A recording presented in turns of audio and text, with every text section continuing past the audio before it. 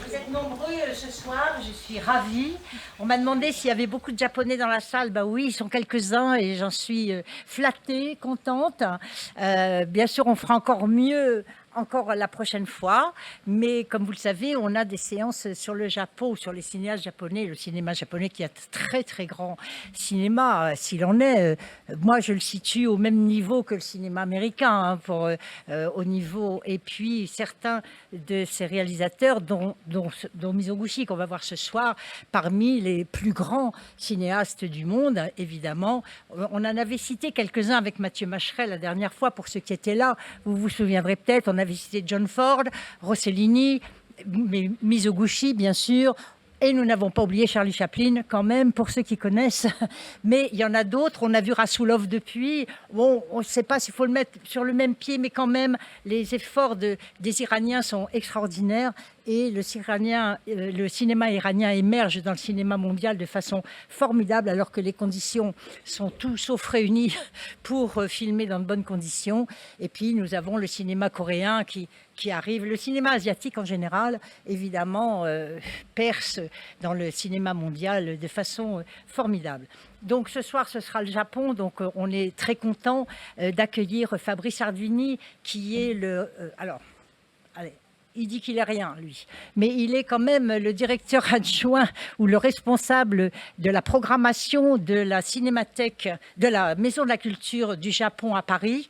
Et vous avez d'ailleurs à l'entrée, vous n'oublierez pas de les prendre en partant, le petit catalogue qu'il réalise chaque trimestre d'ailleurs, avec des programmes époustouflants de la Maison de la Culture. Tellement il y en a, on ne sait plus où lire. Et donc, parce qu'en un trimestre, quand même, il faut le faire, hein. Et pour ceux qui ne connaissent pas la Maison de la Culture du Japon, il faut absolument y aller. C'est un très bel espace. En plus, vous pourrez vous acheter des kimonos, des petits éventails, des petits foulards, etc., des services à thé. Enfin, c'est magnifique. Voilà, on est très content de ce partenariat avec la Maison de la Culture du Japon. Et la première fois, quand Irena nous avait proposé Imamura, la femme insecte, pour la création de Open World dans le cadre de son festival L'Europe autour de l'Europe, Fabrice est déjà venu. Nous avons eu un film de 2 heures, une discussion d'1 heure, et ensuite nous avons prolongé depuis 11 heures du matin le film jusqu'à 13 heures, la discussion jusqu'à 14 heures, et nous sommes sortis à 6h30 du soir. C'était formidable, il faut le dire. Donc, et nous avons depuis, bien sûr, passé ici, pour ceux qui étaient là, Dersu Uzala, le film de Kurosawa, sur la grande épopée sibérienne de Vassiliev, le grand scientifique russe, qui allait explorer la Sibérie avec un gars de la Sibérie, avec un gars de la toundra.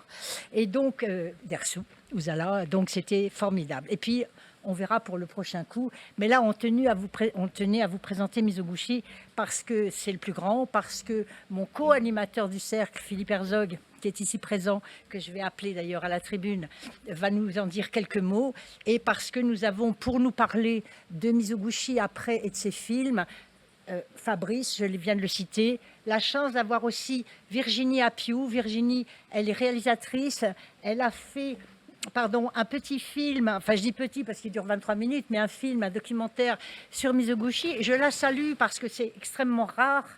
Il y a très très peu de films sur Mizoguchi. Et il y a... Oui, on va aller. Oui. Alors, on ne vous le présentera pas ce soir parce que ce n'était pas conçu dans la soirée. Et puis en plus, c'est Arte qui l'avait projeté. Ils n'ont même plus les droits des extraits des films sur lesquels dont elle a pris des extraits justement pour commenter la vie, l'œuvre de Mizoguchi. Donc ça, c'est extrêmement dommage. Donc peut-être une projection en privé, pourquoi pas un jour, un soir, voilà, nous pourrons faire ça. Et puis bien sûr, Irena Bilic, mon amie, et grande cinéphile s'il en est, puisqu'elle dirige le festival L'Europe autour de l'Europe. Elle est membre de l'Académie européenne du cinéma et elle est formidable. Voilà. Donc on peut l'applaudir aussi. Voilà, donc encore un tout petit mot avant de passer la parole à Philippe Herzog, s'il veut bien venir. C'est que je voulais vous remercier d'être là et remercier de nouveau l'UPEC, l'Université de Créteil, que j'aime beaucoup. Voilà, parce que ça fait maintenant plusieurs années que nous travaillons ensemble. Nous avons fait un partenariat, donc les jeunes, ils sont nombreux ce soir, 80, on peut aussi les applaudir. Avec quelques garçons, il y en a 3, bravo, bravo les gars. Donc ils sont en sciences de l'éducation, ce seront eux nos futurs maîtres d'école. Et c'est très important bien sûr qu'ils s'ouvrent, je le dis avec mes mots, hein, vous ne m'en voudrez pas les jeunes, mais qu'ils s'ouvrent au monde, qu'ils s'ouvrent à l'économie, à la politique, au cinéma. Je sais que beaucoup d'entre ceux de vos promotions qui sont passées ici ne connaissaient pas obligatoirement le cinéma, ne connaissaient pas l'économie, ne connaissaient pas la politique, ne connaissaient pas l'histoire, donc ça faisait beaucoup de choses. Mais on a décidé avec Frédéric, avec Zora, avec Tiffing, avec Alain, et les autres, vos professeurs, évidemment, de vous associer à ce cercle cinéphile avec l'espoir que vous découvriez non seulement des grandes œuvres, parce que vous ne les verrez peut-être pas ailleurs, mais des grands hommes aussi, des maîtres du cinéma, qui nous donnent à comprendre l'histoire ou des épopées historiques de leur pays. Et les pays, on les choisit bien sûr dans le monde entier. On ne fait pas France, France, France. On fera un film sur la France. On choisira peut-être Tavernier d'ailleurs, parce qu'il le mérite. Hein. Mais pas seulement, on fera bien sûr l'Europe, le cinéma italien et d'autres magnifiques, mais beaucoup de cinéma du monde. Donc je vais passer, c'est un film, encore un petit mot, difficile, peut-être dur, mais ça touche au XIe siècle au Japon. Je vais laisser Philippe en parler. Mais vous verrez que par-delà la dureté du film et de la réalité de la vie au Japon au XIe siècle, il y a beaucoup d'espoir sur l'avenir, un autre avenir. On ne partage peut-être pas toute cette analyse, mais en tout cas, on aura le débat après avec Virginie et Fabrice. Philippe, c'est à toi.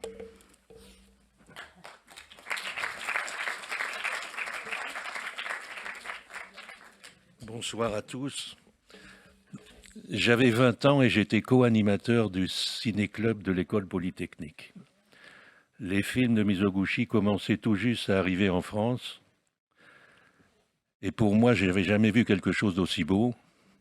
J'étais sidéré par la beauté du cinéma de Mizoguchi, qui pour moi, effectivement, est un des plus grands, sinon le plus grand.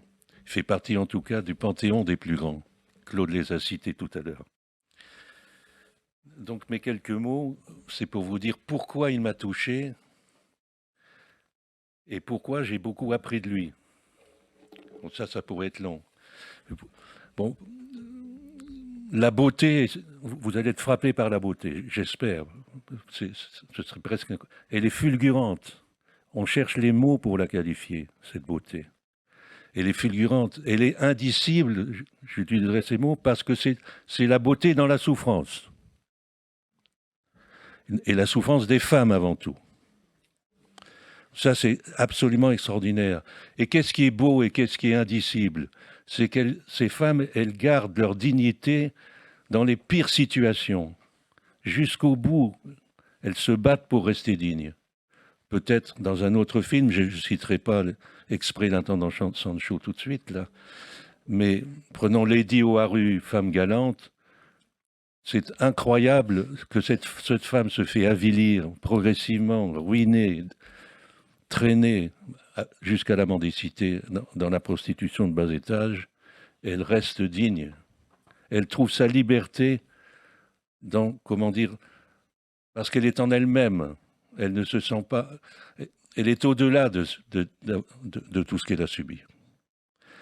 Donc, la beauté du film, du cinéma de Mizoguchi, c'est la révélation d'un monde intérieur. D'un monde intérieur, et en particulier, et surtout de gens qui souffrent, et de femmes qui souffrent.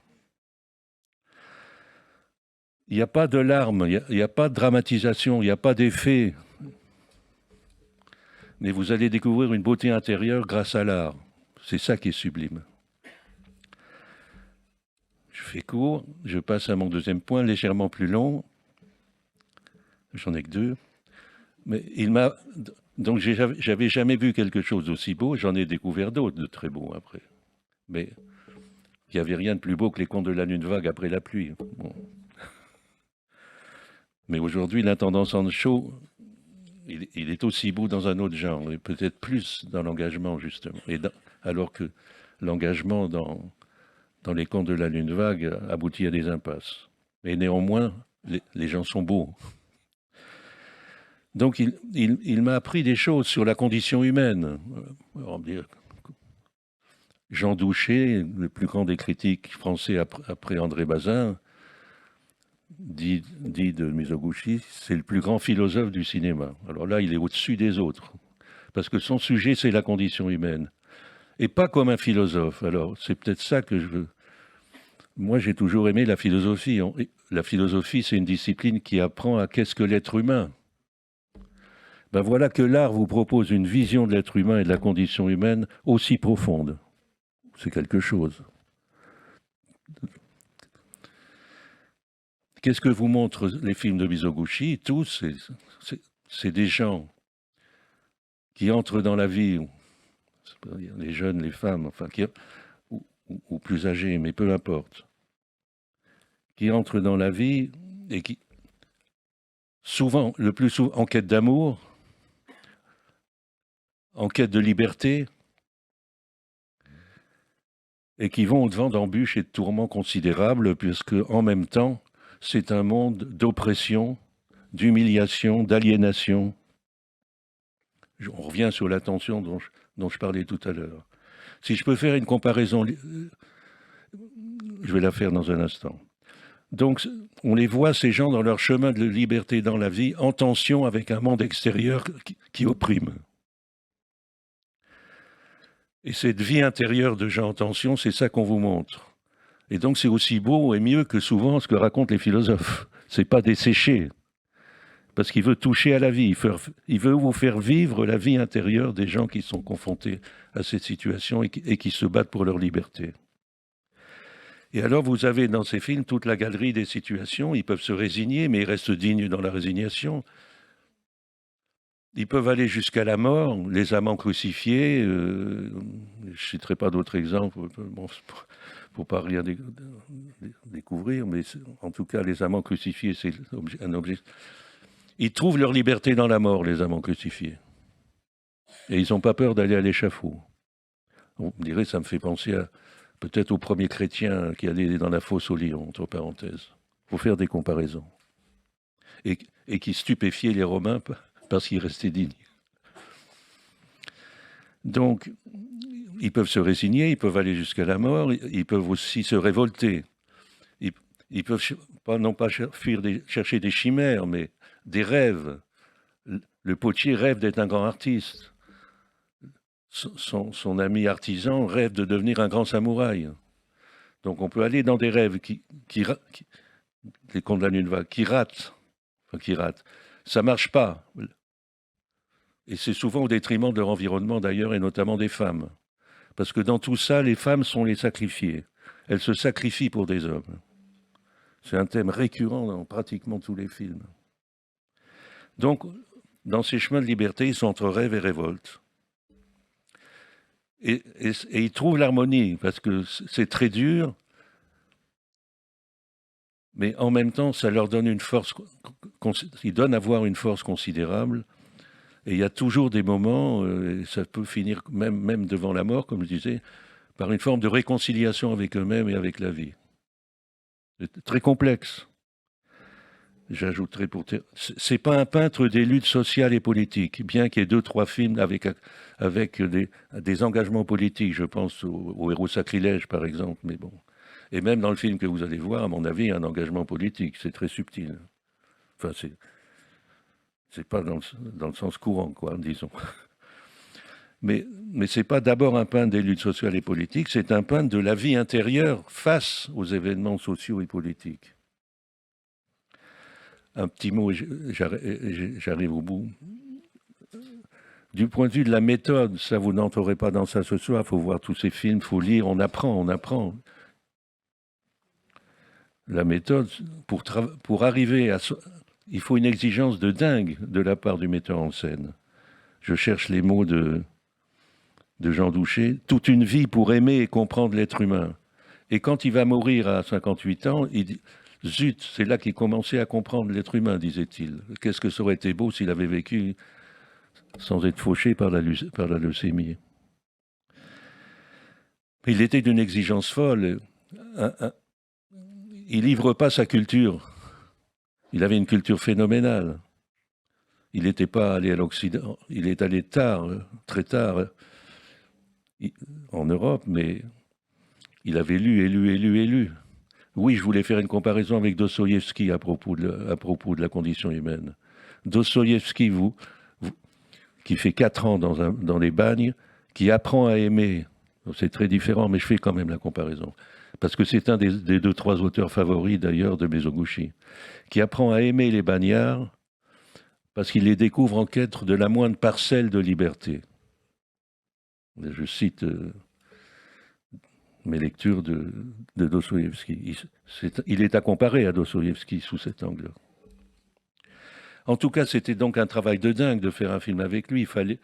Il fallait 2 ans, 3 ans. Il leur disait, lisez des livres, apprenez le kabuki, apprenez Siam.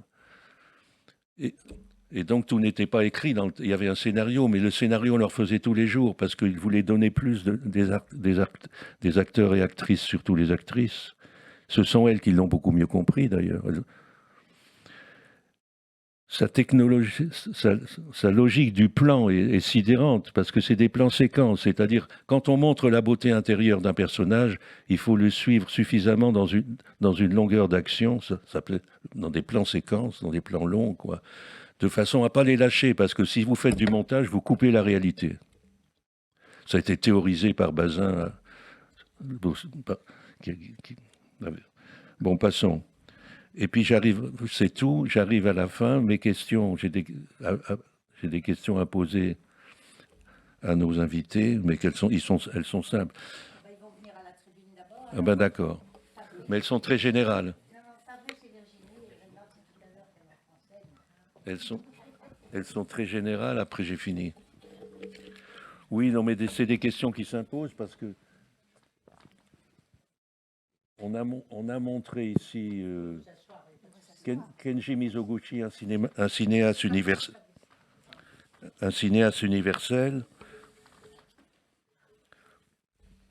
Et pour terminer avec Douché, il nous apprend à voir et à nous voir. Voilà, pour résumer le Jean Douché. Mais alors, on verra la réception, parce que c'est pas facile, c'est très complexe, son cinéma. Alors, premier type de question, quand il est venu en France, c'était très japonais. Donc, on découvrait ça, on lui mettait un léopard d'argent, ou enfin, un lion d'argent à Venise ou autre, mais c'était bien compris de personne. C'était japonais. Et donc, c'était un objet non identifié. Bon, donc, oui, mais nous, on pense qu'il est universel. Donc, vous allez nous dire, notamment Fabrice, je suppose, de le situer dans son contexte japonais, mais en même temps, voir est-ce que les Japonais eux-mêmes ont compris la portée mondiale de Mizoguchi, s'il a une succession. C'est des questions très importantes pour nous. Et d'autre part, donc s'il est universel, ça peut être très japonais et très universel en même temps. D'ailleurs, c'est des leçons de philosophie, ça aussi. C'est dans le détail que se niche l'universel. C'est pas une abstraction qui flotte, quoi. Et puis, deuxième question, c'est par rapport à la temporalité. C'est très très dur. Souvent, on voit d'abord la dureté. Oui, mais il faut voir la dureté du XIe siècle. Bon, il faut voir son contexte. Mais ma question est, en quoi c'est encore d'actualité précisément? Non pas pour dire qu'il y a encore toujours la dureté aujourd'hui, mais en quoi son approche de temps difficile trouve aujourd'hui matière à inspiration et à actualité? C'est mes 2 grandes questions. Et puis voilà.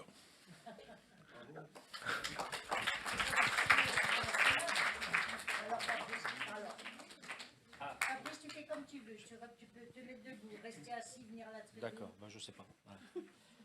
Ouais. Alors pour l'universel, on peut souvent trouver des anecdotes pertinentes. C'est la suivante, en fait, quand Mizoguchi est à Venise pour Ugetsu, donc son film précédent, qui a eu le prix.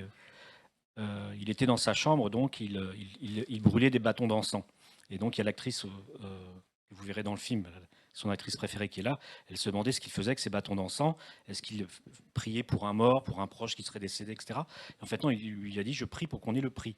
Donc je pense que de par cette anecdote, on suppose que Mizoguchi avait de grandes ambitions. Il avait sans doute quelque part une porte universelle avec son film et qu'il voulait que son film soit vu du monde entier.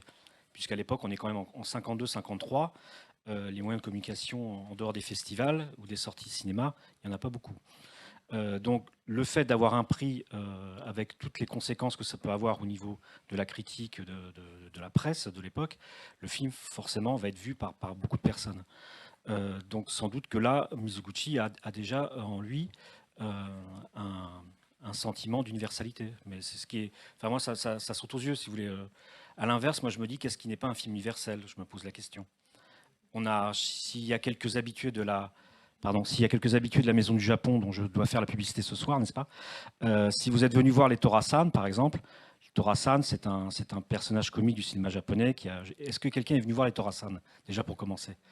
Ah, bon, 2 personnes. Bon, alors il faut que j'explique très grand, mais Tora-san, si vous voulez, c'est un peu un Louis de Funès japonais. Il fait des mimiques, il a des répliques tordantes, il est très acrobatique, mais en même temps, il a un caractère universel dans le sens où c'est un vagabond qui ne trouve pas sa place dans la société, mais qui en même temps, du fait de ses simagrées, de ses bêtises, en fait, devient la honte de sa famille, mais en même temps, il est là pour souder les liens familiaux. Donc il y a quelque chose, quand vous regardez ce film, en dehors du fait que souvent les blagues qu'il fait au cinéma sont difficiles à traduire, mais on sent qu'il y a quelque chose d'universel. Donc je ne me dirais pas, oui, Tora-san, c'est super japonais, puisque nous autres, les Français, le voyons, rions avec lui, donc le courant passe, si vous voulez.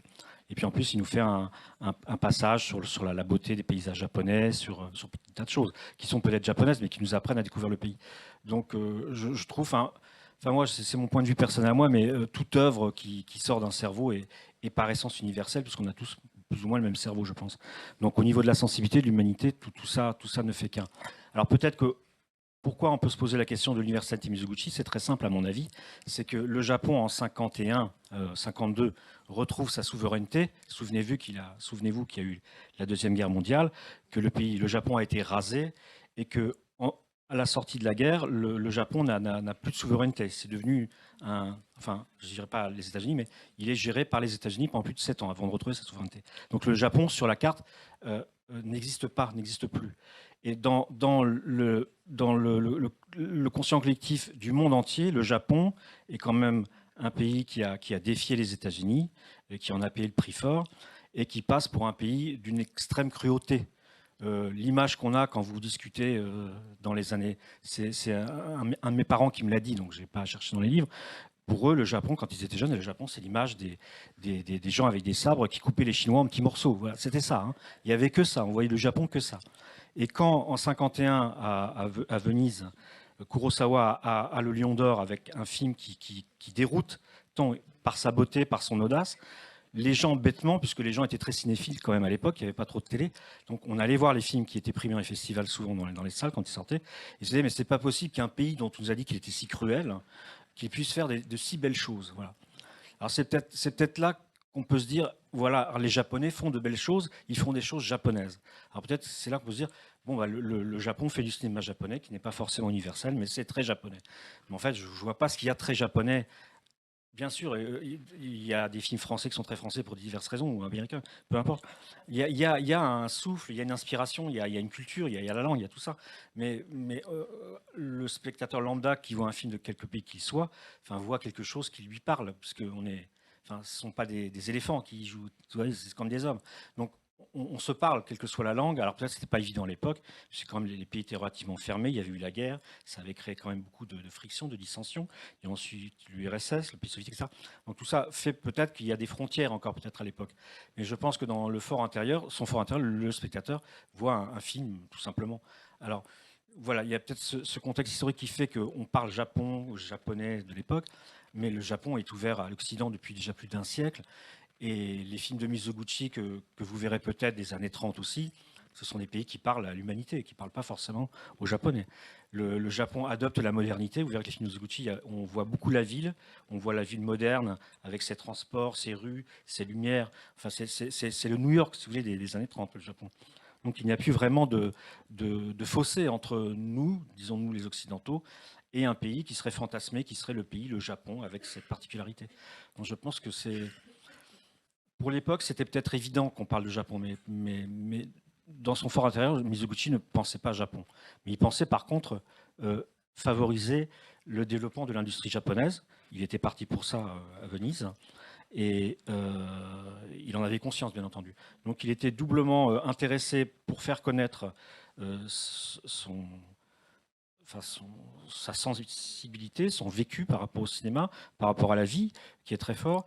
Et en même temps, il était mandaté un peu par son maison de production pour vendre aussi le cinéma japonais. Donc il y avait ces deux aspects chez Mizoguchi.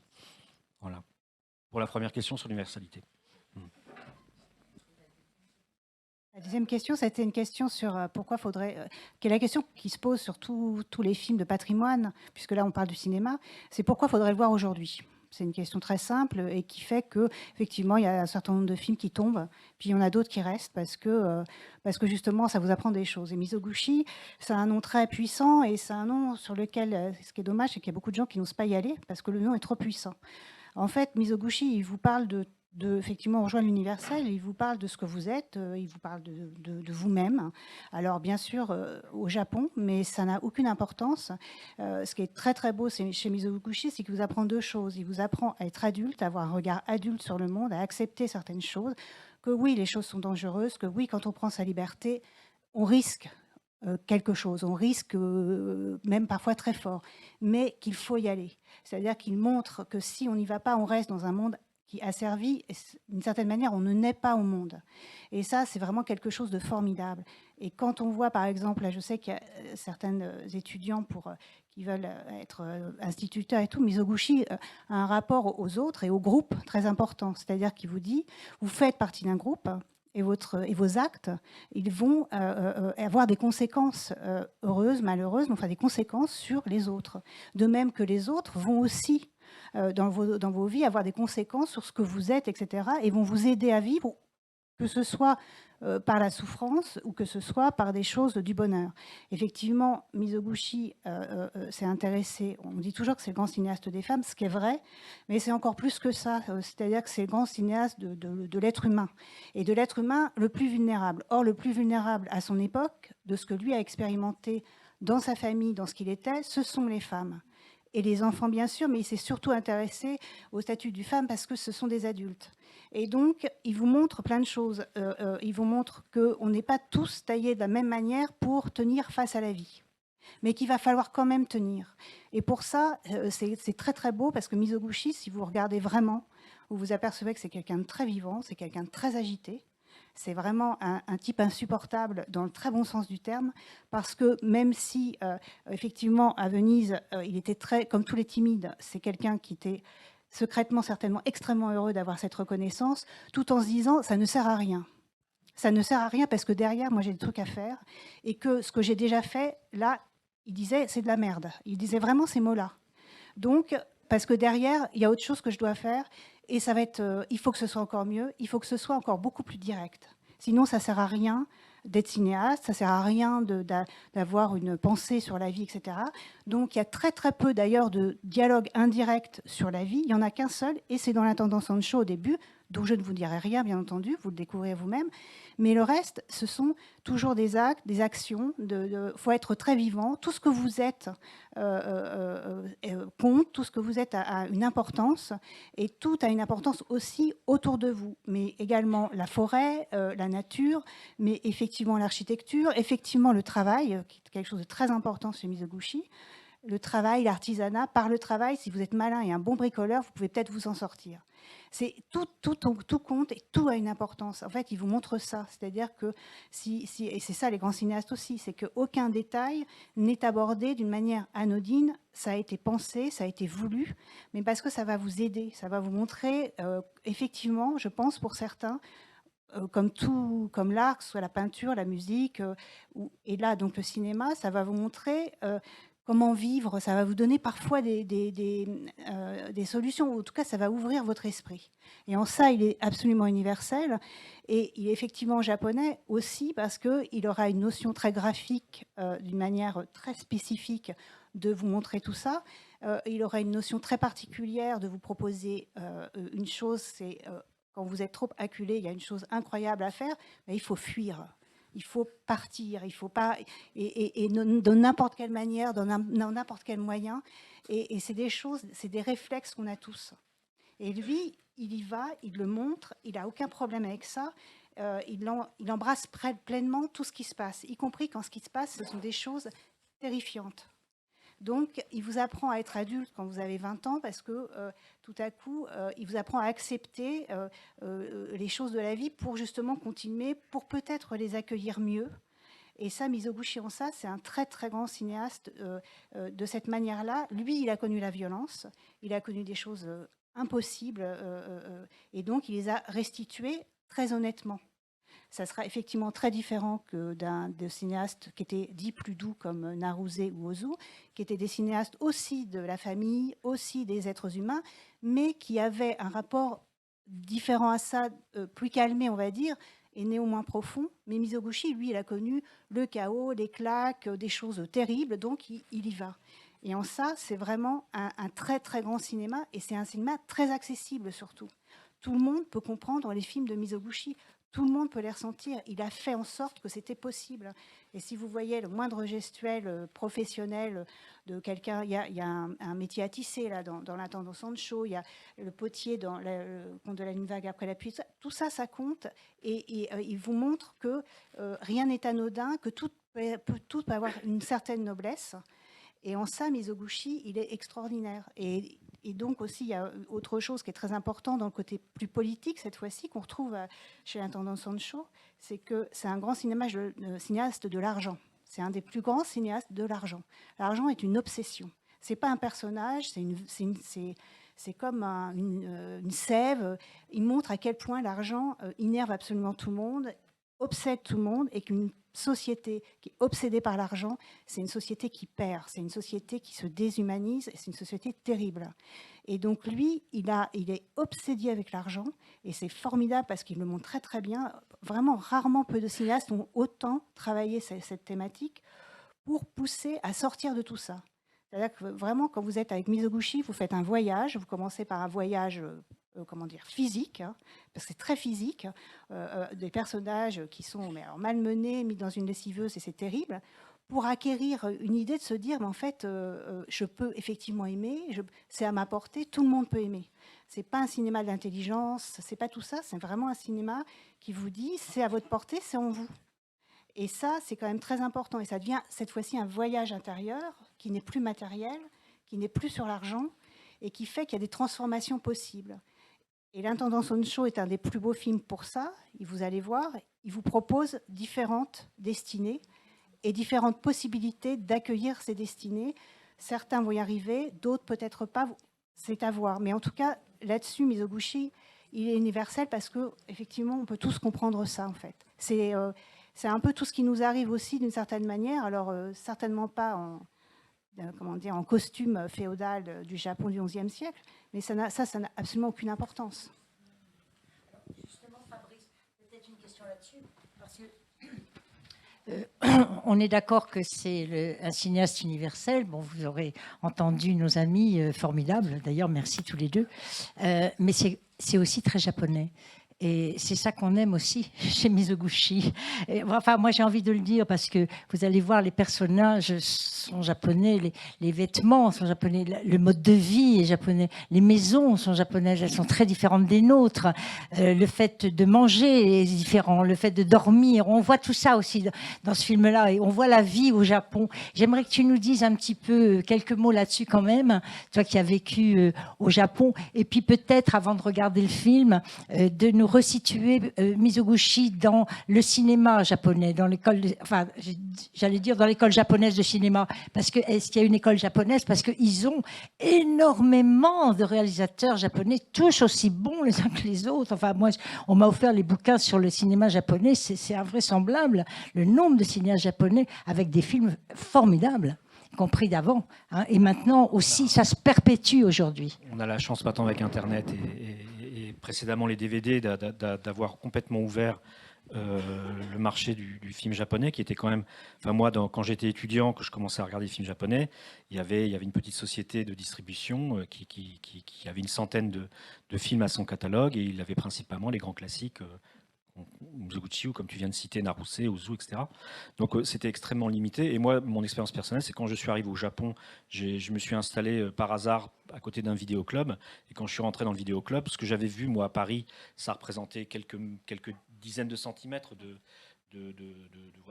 d'étalage. Et puis il y avait encore 300 mètres, sans trop exagérer, de films qui m'étaient tout à fait inconnus, qui nous étaient inconnus à tous et en Occident. Donc ça m'a choqué de me dire, mais on a vraiment loupé beaucoup de choses. Alors bien sûr, il y a des raisons commerciales et tout qui font que les films japonais ne sortent pas beaucoup, enfin à l'époque en tout cas, mais ça a été une véritable surprise, comme tu viens de le dire. Et par chance, en fait, avec les moyens de communication qu'on a aujourd'hui, on ne peut plus dire aujourd'hui qu'on ne peut plus voir de cinéma japonais. Si vous êtes un petit peu curieux, pourquoi pas acheter un DVD sous-titré anglais ou russe ou yougoslave, ce que vous voudrez, mais ça existe en tout cas. Dans toutes les langues, il y a toutes sortes de films, donc japonais. Pourquoi je pose cette question-là Non, pourquoi tu me posais la question? Je ne sais plus. C'est pour Ah oui, la pardon, place, oui, pour la place de Mizoguchi. Mizoguchi. Ah oui, du coup, donc, on a commencé, comme partout dans tous les pays, à montrer les grands classiques. Donc, pour vous situer, Mizoguchi, il fait partie des premiers grands cinéastes. La première vague de cinéastes japonais qui date des années 10, des années 20, des tout débuts des années 20, ne se met pas tout de suite en place, le cinéma est encore considéré comme un art de la rue, si vous voulez. Et il se contente, un peu comme chez nous, de filmer des tableaux. Et qu'est-ce qu'on filmait à l'époque? C'était les tableaux des spectacles traditionnels, le kabuki ou d'autres spectacles qui remontaient à l'époque d'Edo, dont on faisait des tableaux filmés en fait, et qu'on montrait dans les salles. Alors il a fallu, pour que tout se libère en fait, et je dirais l'antiquité du cinéma, elle est à peu près la même dans tous les pays. Hein. On passe d'un truc très vieux, très carré, puis après on commence à parler de cinéma pur, de liberté technique, etc. Donc ce qu'ont fait les Japonais comme tous les autres, ils sont allés aux États-Unis. Les États-Unis avaient 20 ans d'avance sur le reste du monde en cinéma, enfin peut-être pas avec les Français, excusez-moi. Donc le cinéma japonais était en retard pour ces raisons-là, puisqu'il était figé dans les traditions du spectacle. Et donc les premiers techniciens sont allés aux États-Unis, sont revenus d'Hollywood, et là on commençait à dire aux cinéastes, les premiers cinéastes japonais, les proto-cinéastes du cinéma japonais, dire mais vous savez, une caméra ça peut bouger, vous pouvez faire du montage, etc. Donc là a explosé donc le cinéma en tant que cinéma pur, et Mizoguchi vient juste après justement ces techniciens qui ont libéré les techniques du cinéma. Donc il fait partie, je dirais, de la première génération, si vous voulez. Hein. Et il s'est, comme Ozu, il est à peu près presque contemporain d'Ozu, un peu plus ancien. Qu'est-ce qu'ils ont fait dans leur début, même s'ils avaient déjà quelque chose à dire? Ils se sont surtout inspirés du cinéma américain. Donc ils copiaient beaucoup, ils plagiaient. C'était presque un jeu de faire du cinéma. Il a fallu attendre vraiment les années 30 pour que le cinéma japonais prenne vraiment du contenu, de la consistance, se pose en tant que cinéma par rapport à d'autres cinémas occidentaux. Et donc Mizoguchi fait partie de ces premiers cinéastes. Voilà. Vient juste après lui Ozu, Naruse aussi, si vous avez connu un petit peu, et puis après Kurosawa vient juste après. Mais on peut dire que dans notre histoire à nous, qu'on connaît le cinéma japonais, on peut dire que Mizoguchi fait partie des premiers. Si vous voulez. Et faisant partie des premiers, il absorbe la modernité américaine, surtout, moins française, mais plus américaine, et il essaye de faire du cinéma un peu à l'américaine au départ. Mais très vite, il se focalise sur sa marotte, en fait, son obsession, qui est justement le vécu dont on parlait tout à l'heure, et puis aussi la vision des femmes, puisqu'il a été, pour la petite anecdote, il a été élevé par sa sœur qui se prostituait pour pouvoir lui payer ses études. Donc cette histoire de sœur prostituée l'a marqué jusqu'à la fin de ses jours. Et quelle que soit la thématique qu'il emprunte, même dans l'entendant de show, vous avez toujours un problème avec les sœurs, voilà, ou avec la mère, peu importe. Mais la sœur est un élément essentiel dans sa filmographie. Et dans les premières années où il tourne, dans les années 20 et 30, il y a déjà des personnages de sœurs et de frères qui dépendent un peu du dessin de sa sœur. Donc c'est une obsession qui circule dans toute la filmographie de Mizoguchi. Alors la deuxième obsession qui est chez lui et qui peut expliquer pourquoi l'intendant Sancho est né, c'est qu'après les contes de la lune vague, comme tu le disais tout à l'heure, Mizoguchi a senti qu'il allait pouvoir faire quelque chose, aussi sous l'influence de l'Occident, du regard de l'Occident qui commence à s'intéresser à lui. Et il est, avec le prix de Venise qu'il a pour son film précédent, Le Conte de la Nuit Vague, il est promu au sein de son grand studio, qui est un des plus grands studios, l'ADAE, japonais, des années 40 et des années 60. Et il a été complexé par sa vie de jeunesse, du fait de sa sœur prostituée, du fait qu'il n'a pas pu faire d'études. Et là, d'un seul coup, il est sous le feu des projecteurs. Donc, il est un peu complexé quelque part. Il veut se donner l'image quand même d'un cinéaste qui a pignon sur rue, un cinéaste qui serait intelligent, qui serait savant, qui aurait des choses à dire, etc. Et donc, c'est à partir de là qu'il va s'intéresser aux sources historiques pour faire des films historiques, pour lui, pour son propre plaisir à lui, mais aussi pour se montrer comme il était complexé. Il a tout à fait tort de ce niveau-là, mais par rapport au regard qu'on portait dessus, il était complexé de se dire j'ai pas d'éducation, j'ai pas fait de grandes études, contrairement à certains autres cinéastes, ou contrairement tout simplement à sa vie sociale, si vous voulez. Et donc du fait que l'Occident s'intéressait à lui, par réaction, il s'est dit il faut que je fasse peut-être du cinéma de plus grande envergure, qu'on me présente comme un grand maître. Et c'est à partir de là qu'il s'est beaucoup intéressé au film historique. Et l'Intendant Sancho en fait partie. Voilà. Alors bien entendu, il a calqué sur l'Intendant Sancho des préoccupations personnelles, comme je disais tout à l'heure, par rapport à la vision de la femme, etc., ou de la sœur, parce que la sœur est quand même un élément essentiel dans ce film. Donc voilà, c'est comme ça que Mizoguchi est venu à l'Intendant Sancho.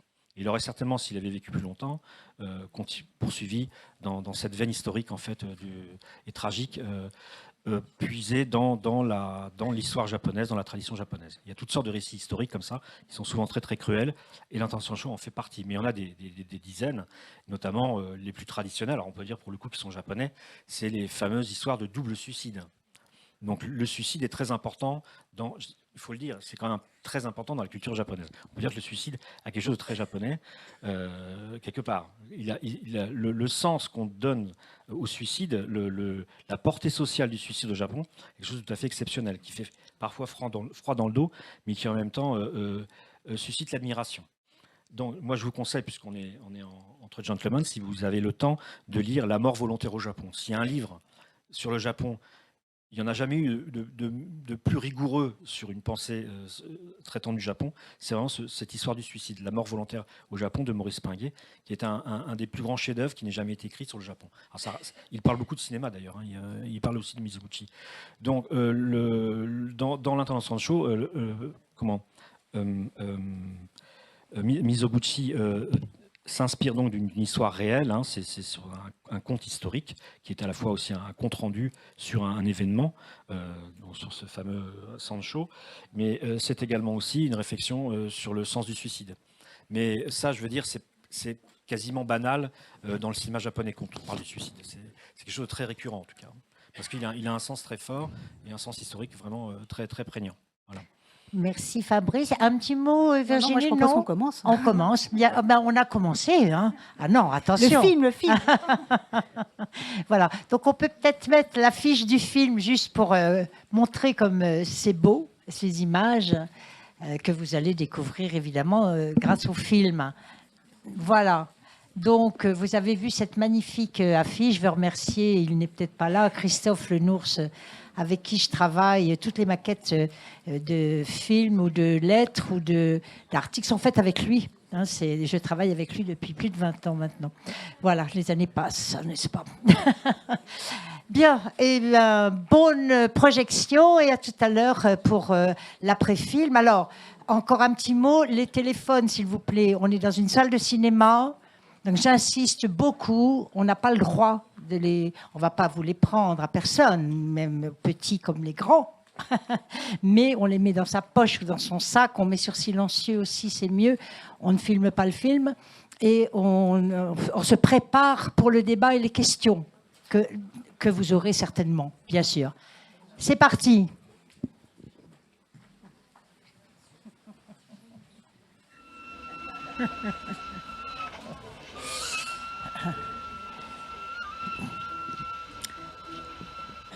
Bien, donc je vais demander à Irena et à Patrice et Virginie de venir sur scène, comme on dit. Et je vais laisser reposer une minute, hein, le temps qu'ils viennent sous le choc de ce film et des images. Et je vais laisser la parole tout de suite à Irena, qui va nous dire un petit peu elle, ce qu'elle pense du film et de Mizoguchi, et puis interroger si Fabrice, enfin, avoir un échange tous les trois, Fabrice et Virginie. J'ai plusieurs micros, donc... Oui, oui. Ça marche?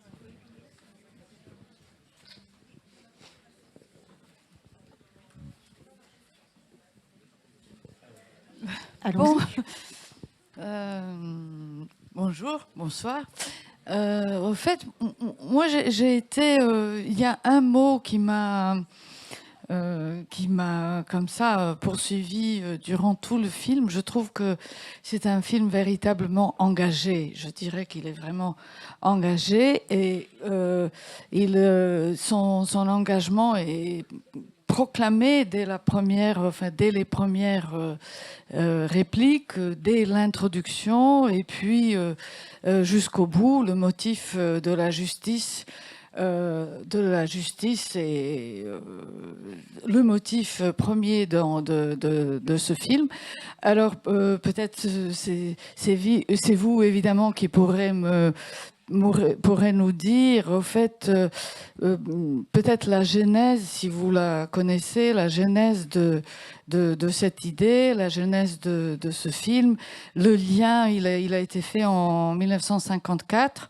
Le lien, son lien avec la réalité du Japon, parce que peut-être pour nos jeunes spectateurs, en fait, il faut rappeler que le Japon, après la bombe atomique, capitule le 15 août 1945, qu'il est occupé par les Américains à partir de la fin du mois d'août 1945 et que l'industrie cinématographique japonaise se trouve dans un état plus que délicat. Ça veut dire que non seulement les Américains ne connaissent à ce moment ni le cinéma japonais, peut-être ni l'histoire japonaise, mais enfin, il y a une très forte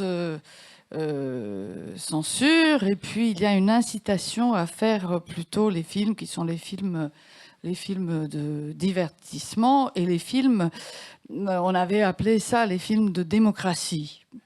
En fait, c'était le mot d'ordre du moment. Et puis aussi, mais Mizoguchi a fait des films. Il a fait des films, et c'est cela que j'ai revu un peu. Il a fait des films extrêmement intéressants et qui sont presque comme des films. Je ne vais pas du tout amoindrir ces films, absolument pas, mais qui sont peut-être des esquisses par rapport à cette période qu'on a appelée aussi la période sublime, la période des années 50, de ces chefs-d'œuvre, de ces très grands films. Alors, bon, pour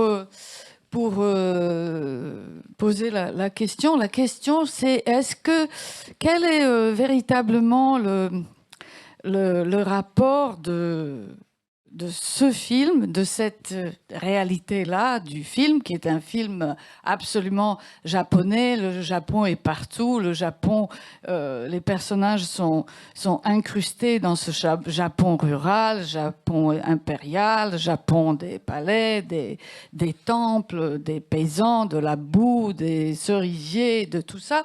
Mais quel est son rapport avec le Japon actuel, le Japon des années 50? Alors c'est compliqué quand on est dans les années 50, comme je disais tout à l'heure, qu'on découvre un pays alors qu'on avait cru un pays barbare et qui présente un cinéma qui est acclamé dans le monde entier. Ça crée un effet de surprise, bien sûr. L'industrie du cinéma japonais donc est rompu avec l'arrivée des Américains, puisque l'Amérique veut quelque part émasculer le Japon, si j'emprunte une expression de Mishima.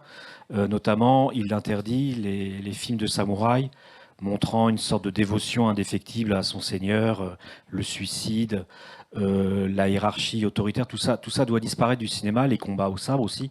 Donc le sabre devient quelque chose d'interdit absolument.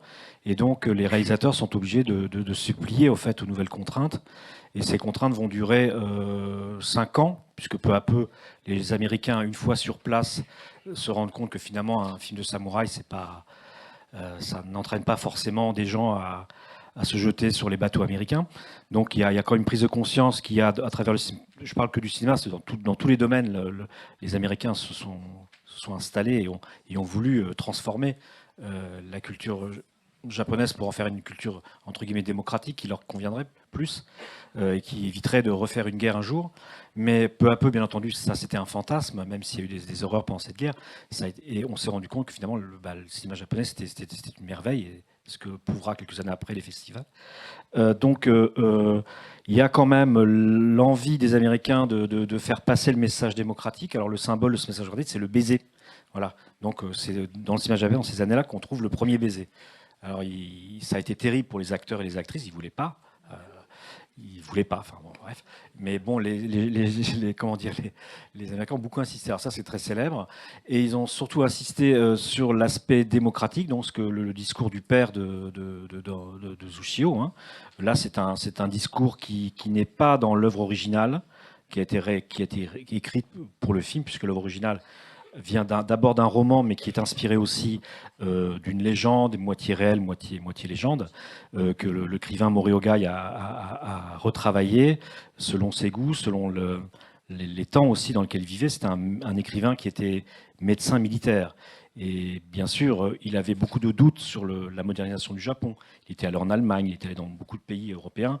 Il avait confronté sa sensibilité, sa culture à celle de la culture occidentale qui envahit à l'époque le Japon, à la fin du XIIe siècle. C'est une grande époque de découverte, mais en même temps une grande période de doute. Et donc dans le roman original de Moriogai, il y a toujours ce doute sur la civilisation. Et donc Mizoguchi l'a retravaillé un peu pour le mettre au goût du jour. Alors je pense pas que ça vienne vraiment de lui. C'est plutôt, je pense, une idée des producteurs. Sanshou Dayu a été produit après après que les Américains ont redonné la souveraineté au Japon, où le cinéma a retrouvé sa liberté d'expression. Mais quand même, il reste dans le discours quand même général une envie quand même de plaire aux Occidentaux, comme je vous l'ai dit tout à l'heure. C'était des barbares, enfin on les pensait comme des barbares en 1945, même ils méritaient peut-être bien la bombe atomique finalement. C'était un peu ça le discours qu'on avait, même ça faisait peur aux gens. Donc il fallait quand même, d'une manière générale, dans le discours, dans le cinéma, dans ce type de film, de grandiose, à grand budget, historique, montrer qu'on était capable de faire des grands films à l'américaine, et en même temps d'y mettre un souffle un peu démocratique tel qu'on voulait, tel que les Occidentaux peut-être voulaient l'entendre. Ils ont peut-être un peu caressé dans le sens du poil les Occidentaux, mais ça a été une très bonne réussite, puisque le film est quand même un chef-d'œuvre parmi les chefs-d'œuvre dans le cinéma japonais. Donc il y a à la fois la contrainte qui a fait que le film est devenu quelque part un chef-d'œuvre. Mais il y a quand même... les Japonais ont quand même été un peu poussés, si vous voulez, pour tenir ce genre de discours, parce qu'ils préféraient, il faut le dire tout de suite, ils préféraient les films de sabre, hein, tout simplement. Voilà, les films de sabre ou les films de femmes modernes, tels que Mizoguchi les présentait dans les années 30, avec là encore toutes les contradictions de la modernité. Est-ce qu'elle nous libère? Est-ce qu'elle nous contraint? Est-ce qu'elle nous aliène? Enfin, tout ça, c'est des grands discours universels. Justement, Mizoguchi est universel. On ne trouvait pas ça dans Ozu. Par exemple, Ozu était beaucoup plus intimiste. Il restait dans le rayon de la famille, donc avec beaucoup d'humour, de tristesse, de mélancolie, mais on restait très familial. L'extérieur n'avait pas vraiment d'influence. C'est en cela que sans doute Mizoguchi est beaucoup plus universel. Donc il y avait, je ne sais plus ce que je voulais dire, mais dans l'industrie du cinéma japonais des années 50, tel que Mizoguchi les voit, les vit, il y avait quand même cette poussée un peu d'occidentalisation, peut-être encore même plus dure que celle qu'ils avaient vécue à la fin du XIXe siècle, qui était une véritable ouverture. C'était à la fois merveilleux, quelque part. Il y a un célèbre poète de haïku japonais qui s'appelle Masao Kashiki, qui est mort très jeune. Et sur son lit de mort, il était à l'agonie et il demandait à ses disciples, mais parlez-moi parlez-moi de Tokyo, comment il se transforme, est-ce qu'il y a des tramways, est-ce qu'il y a des boîtes aux lettres à l'anglaise avec toute rouge, toute bleue, etc. Donc il y avait une forme de fascination pour la modernité et les Japonais ont gardé plus cela que le reste. Mais des gens comme Mori Ogai, des gens comme Mizoguchi après 1945 se posent la question de cette occidentalisation en fait quelque part, tout en voulant quand même être dans l'air du temps. Donc le Japon est démocratique. Enfin, c'est difficile de donner la définition de démocratique. Ils étaient déjà démocratiques un peu avant, enfin quand même, il faut le dire. Mais c'est quand même la mode, si vous voulez, la mode, la démocratie à l'américaine. Et ça se retrouve énormément dans le cinéma japonais. Et dans l'avant-guerre aussi, vous avez des films d'histoire, mais là, ils se passent au Xe siècle. Il y a beaucoup de films japonais des années 20 et 30, des films de samouraï, qui tiennent un peu le même propos que Mizoguchi, mais qui sont beaucoup plus nihilistes. Parce qu'il y a la volonté de passer à autre chose, de franchir la ligne de la modernité, mais les autorités, finalement, c'est de la fiction. L'on empêche, et ça se finit toujours d'une manière très nihiliste, où le samouraï est obligé de se battre contre 10 000 personnes, il finit par mourir ou alors de se suicider. Donc il y a quand même dans tous ces films une volonté, même avant Mizoguchi, de parler des problèmes qui fâchent. Enfin, il y a du cinéma engagé, même déjà dans les années 20 ou dans les années 30. Ce n'est pas forcément un produit de l'américanisation du Japon après 1945. Enfin, il y aurait 500 000 choses à dire, mais pour Mizoguchi, c'était un peu ça. Mais c'est vrai que les derniers Mizoguchi prennent une tournure un peu engagée, parce qu'il doit être aussi un peu dans l'air du temps. C'est toujours ça qui est passionnant dans le cinéma, peut-être plus que la littérature, c'est la contrainte est quand même permanente dans le cinéma. C'est difficile à faire, un film, ça coûte de l'argent. Il y a ce qu'on appelle ça qui est toujours derrière un film. Et c'est toujours passionnant de se dire comment un réalisateur, même Mizoguchi, tient les ficelles et comment il arrive à faire malgré tout, malgré toutes ces contraintes. Alors n'oublions pas quand même que Mizoguchi est un chef. Il a eu un prix, donc on lui laisse faire ce qu'il veut, en fait. Donc on peut le qualifier un peu d'auteur. Avant même les auteurs de la nouvelle vague. Mais il reste contraint quand même, et aussi personnellement lui veut plaire aux Occidentaux aussi. Il y a cette idée-là. Non, moi, la seule chose que je pourrais ajouter à ça, c'est que il y a tout ce contexte qui est effectivement extrêmement passionnant que vous venez de développer, et recevoir ce film-là aujourd'hui, il est assez spécial parce que c'est le seul film de Mizoguchi, parce que de ce qu'on sait, puisqu'il y a toute une partie de son œuvre qui a été détruite et dont on ne saura jamais rien à cause de la guerre, de plein de raisons. Mais celui-là, il est assez particulier parce qu'effectivement, la phrase du début du père à son fils, où on dit que tout le monde a le droit au bonheur, c'est effectivement, c'est le seul dialogue frontal, politiquement frontal ou socialement, comme on veut, de toute l'œuvre de Mizoguchi. On retrouve ça dans aucun autre film de ce qu'on connaît, encore une fois, mais il en reste quand même pas mal. Et Mizoguchi n'a jamais fait ça, sauf dans ce film-là. Et le recevoir aujourd'hui, en dehors du contexte effectivement historique, de plaire à des Occidentaux, etc., lui donne, je trouve, un aspect extrêmement intéressant, parce que ça nous concerne absolument tous. C'est quelque chose. On démarre avec ça en tête. Et du coup, tout ce qui se développe, on a ça en tête. Et vous parliez de Dostoïevski, c'est exactement ça. C'est-à-dire que c'est une traversée extrêmement rude, extrêmement difficile, extrêmement décourageante par moments et très dangereuse. Mais au bout, tout est possible. Et dans le tout est possible, il faut savoir accepter évidemment le danger, mais il faut savoir accepter aussi que quelque chose va pouvoir se produire. Et en ça, je trouve que du coup, le film ne peut absolument pas se périmer. Ce film-là, en tout cas, est très particulier pour ça. C'est qu'il vous donne des clés, effectivement, pour tenir le coup, on va dire. Et Mizoguchi est un grand cinéaste de ça. Et je trouve que le film aussi est un film sur l'abandon des choses. Savoir accepter d'abandonner certaines choses. Abandonner les biens matériels. Le héros qui survit, il fait tout ça. Et cet abandon-là, c'était très Mizoguchi, parce qu'à la fin de sa vie, il disait qu'il adorait une phrase du Zen, il disait, voilà, je ne veux rien, et si j'avais une maison, je la vendrais. Il ne voulait rien, mais pas dans un côté genre je suis un saint, mon attitude est admirable. Non, c'est pas ça. Il ne pouvait pas s'il n'était pas possible pour lui de posséder quelque chose.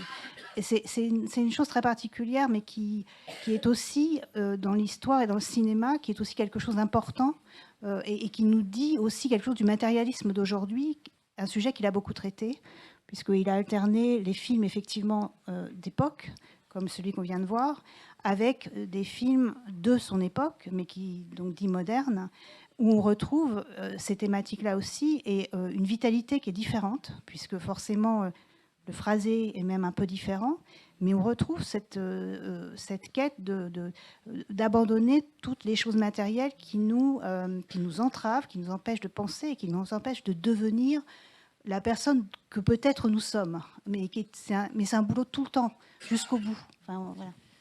Mais c'est quand même, et ce qu'il n'y a pas dans d'autres films, il y a quand même une critique ouverte de la corruption, de l'exploitation.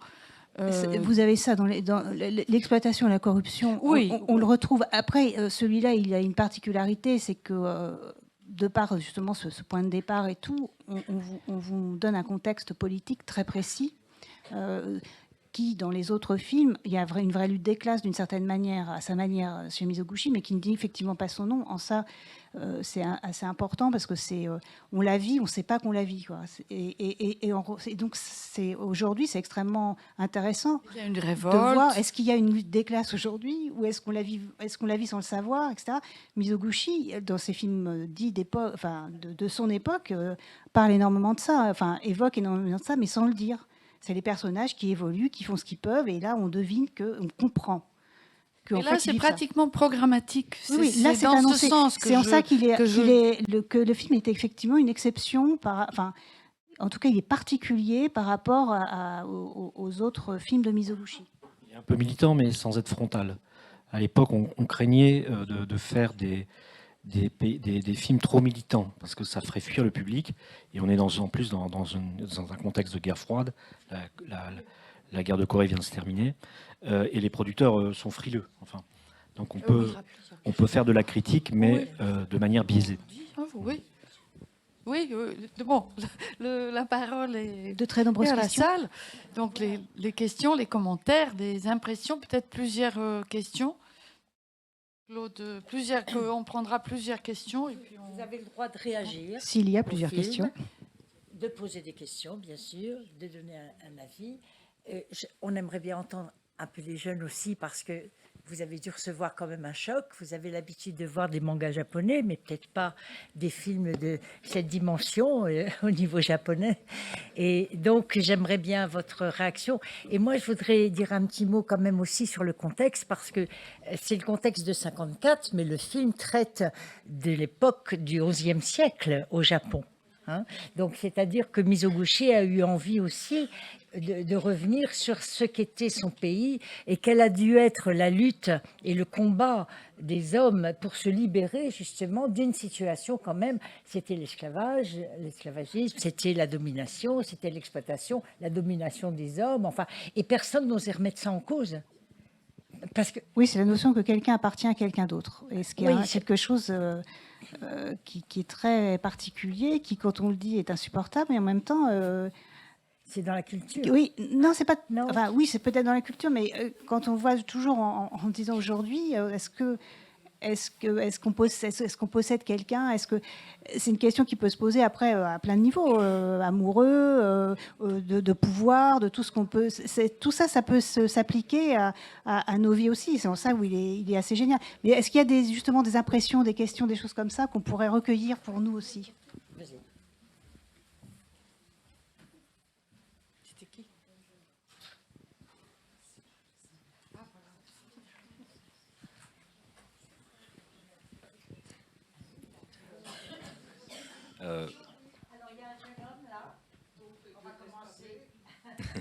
Est-ce que vous m'entendez? Oui, parfait. Déjà, bonsoir. Oui, je suis étudiant à l'UPEC. Et déjà, je tiens à dire que j'ai vraiment aimé le film. Ça m'a vraiment touché, surtout la fin. Je trouve, même si malheureusement la famille ne peut pas être réunie en entier, le fait que la mère retrouve le fils, je trouve ça vraiment très touchant. Pour traiter du sujet que justement c'est un film des années 50, mais que ça traite d'un sujet qui date d'il y a beaucoup plus longtemps que ça. Je trouve ça vraiment intéressant que le réalisateur ait réussi à retranscrire une époque qui a totalement disparu, sachant qu'on n'avait pas les moyens qu'on a actuellement, les moyens modernes, pour justement tout ce qui est film, effets spéciaux, etc. On n'avait pas tout ça. Vraiment, je trouve ça vraiment impressionnant. J'ai été plongé dans l'époque et vraiment, j'ai rien à dire. Mais c'est super, c'est très très bien. Mais ça interroge aussi une autre chose, là, ce que vous disiez, c'est la survie. Et chez Mizoguchi, la survie, c'est quelque chose de très important. C'est arriver à être un survivant et après se créer sa vie. Et aujourd'hui aussi, hein, c'est pareil, sur la notion de survie, elle est extrêmement importante dans nos mondes, quel que soit enfin, elle n'est pas la même, quel que soit le coin de la planète dans lequel on est. Et Mizoguchi, là-dessus, les survivants, ils survivent vraiment, quoi. Ils montrent à voir ça, ils montrent à comprendre ça, et c'est très important de voir ça, parce que c'est vraiment, ça interroge des points qu'on a tous les jours aux actualités. Bonjour. En fait, j'avais une appréciation et un petit peu question. Parce qu'avant, vous parliez de l'abandon matériel. Et peut-être, j'ai perçu qu'il y aurait un contraste.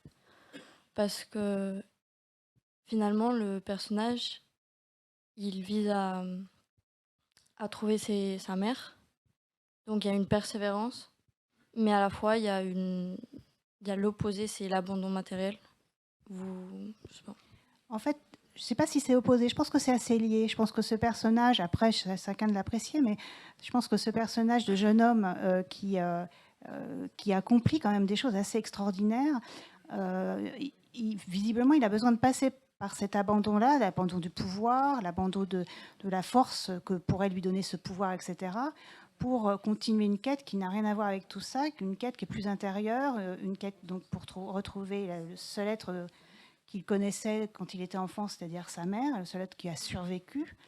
Et je pense que peut-être pour lui, après, ça chacun selon son interprétation, mais peut-être que pour lui, il fallait que ça passe, et ça c'est très, je pense, Mizoguchi, il fallait que ça passe par un abandon total des choses, comment dire, de devanture, on va dire, pour arriver à l'intériorité, c'est-à-dire retrouver sa mère, et après voir ce qu'il va faire, voir ce qu'il va construire, pas construire, etc. Mais l'aboutissement ne peut se faire que, je dirais, sans avoir à penser qu'il y a des choses matérielles à faire que donne le pouvoir. Et lui, il avait beaucoup de pouvoir, effectivement, ce personnage, à ce moment-là. Donc je pense que c'est lié, en fait. Quasiment après toutes ces tragédies, il y a une forme d'apaisement, en fait, avec le retour vers la mer. Et c'est un peu une thématique qui revient chez Mizoguchi dans le conte de la Nuvague, c'est pareil. Il y a la femme qui a perdu son mari parce qu'il était cupide, il pensait pouvoir vendre beaucoup de poteries. Elle rentre chez elle et qu'est-ce que je raconte? C'est elle qui meurt et finalement le mari comprend son erreur, comprend que sa cupidité quelque part a été à l'origine de la mort tragique de sa femme. Mais il la revoit une fois qu'elle est morte. En fait, il revient sur ses idées. Il est plein de contrition et on le voit qu'il reprend son métier de potier ordinaire et plus de grand artiste qu'il imaginait devenir. Cette idée pour laquelle il a sacrifié sa femme. Et en fait, sa femme est toujours présente. C'est un peu comme le plan qu'on voit avec la mère et le fils. C'est un fantôme. Mais c'est un fantôme. Mais elle est là, elle lui parle, elle le cajole, elle l'entraîne à bien travailler son art, mais ne pas vouloir en faire un truc d'argent, etc. Et il y a cette forme d'apaisement après la tragédie qu'on retrouve et qui implique forcément l'apparition d'un fantôme. Enfin, là, parce que la mère aussi, là, est quasiment réduite elle est fantomatique, à un fantôme, et on retrouve ça dans le film précédent, dans les contes de la Nuvague. Donc il y a ce côté un peu, je dirais pas de morale de l'histoire, mais où finalement la tragédie quelque part remet les gens dans le bon chemin quelque part. Oui. Et il y a une forme d'apaisement en fait. C'est pas une catharsis, mais c'est vraiment un apaisement après tous ces 2 heures de tragique, quoi. Ça fait un peu la qualité de Mizoguchi aussi, ça. C'était pas le cas dans ces films d'avant-guerre, mais bon, c'était beaucoup plus cynique. Il y a une dame qui avait demandé la parole, je ne sais plus où elle est là. Vous allez avoir le micro juste après. Alors bonsoir, je vais tenter d'être très brève. Tout d'abord, vous remercier. Alors, Zora Bachin, enseignant-chercheur, et j'accompagne l'équipe des enseignants à UPEC. Et je tiens à féliciter le chef-d'œuvre. Hein. Là, on n'a pas besoin de mes appréciations pour dire qu'il s'agit là d'un chef-d'œuvre.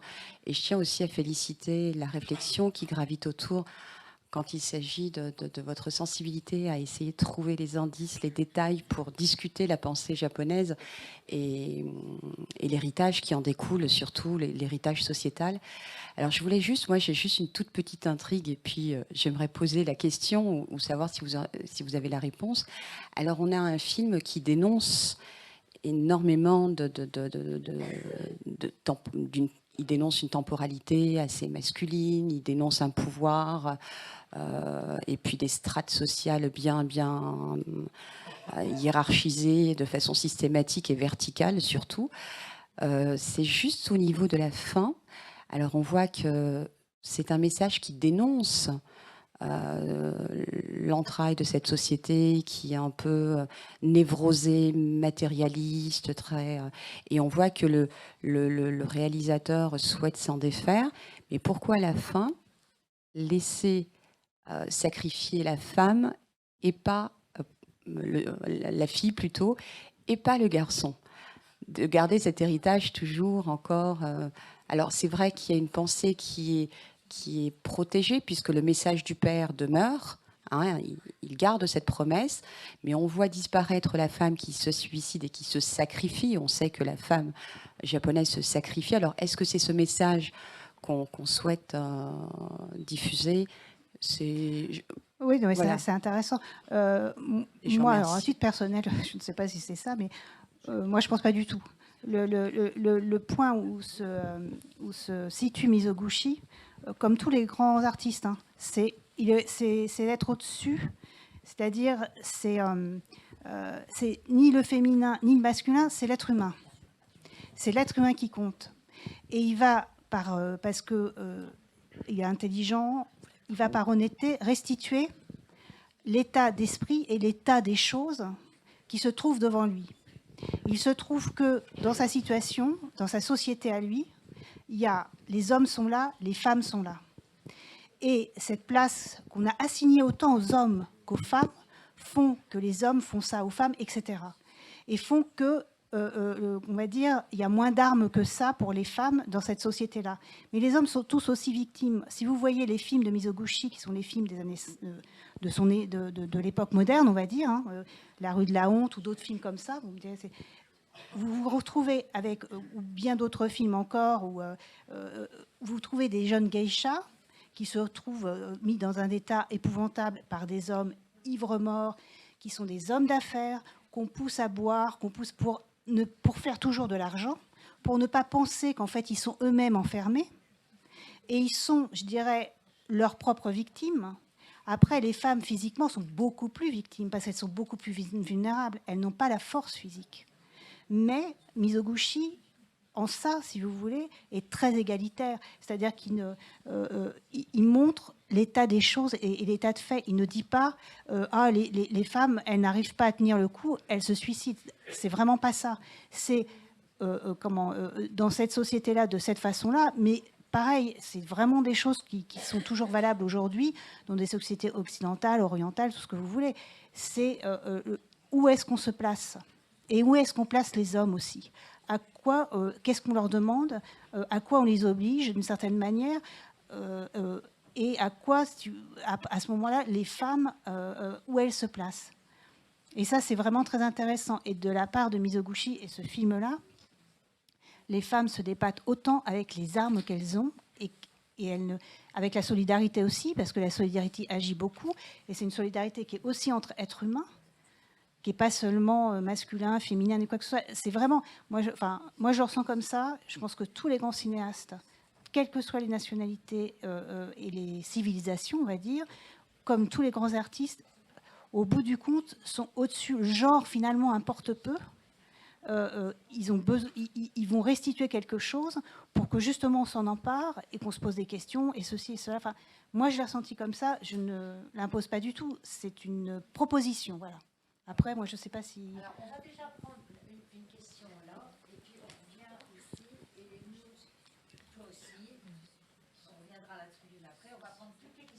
D'accord. On va prendre toutes les questions à la table. Ok. Et comme ça, on pourra terminer après Ouais. avec nos 3 invités. Et Allez. on aura un petit mot à dire aussi. Ma question est peut-être un peu hors sujet, mais elle était historique, parce que là, on a vu, c'est au XIe siècle. Quand est-ce que le Japon a basculé vers une société plus, je vais pas dire plus occidentale, mais plus moderne, plus qui ressemble plus à à la même époque à une civilisation d'Europe occidentale. Voilà. Ouais, je sais pas du tout. Hein. Alors, Tristan.